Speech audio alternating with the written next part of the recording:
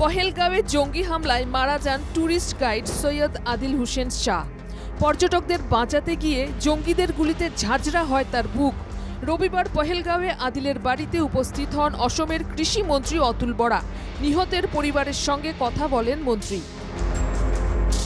একই সঙ্গে আদিলের পরিবারের হাতে তুলে দেন ৫ লক্ষ টাকার চেক ও মুখ্যমন্ত্রীর শোক বার্তা।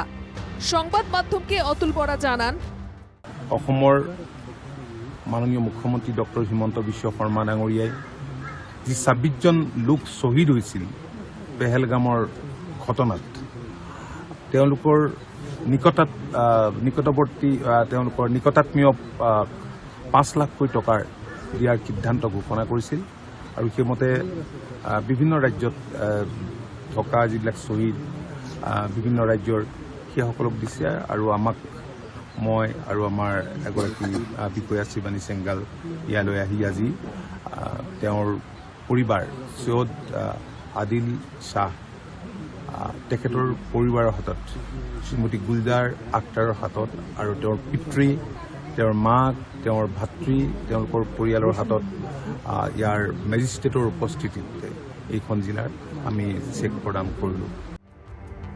পহেলগাঁও জঙ্গি হামলার পর অসমের মুখ্যমন্ত্রী ঘোষণা করেছিলেন নিহতদের পরিবারকে অসম সরকার এককালীন ৫ লক্ষ টাকার আর্থিক সহায়তা প্রদান করবে।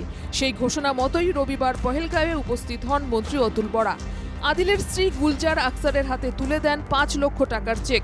ওই সময় উপস্থিত ছিলেন স্থানীয় জেলা প্রশাসন ও পুলিশ প্রশাসনের আধিকারিকরা।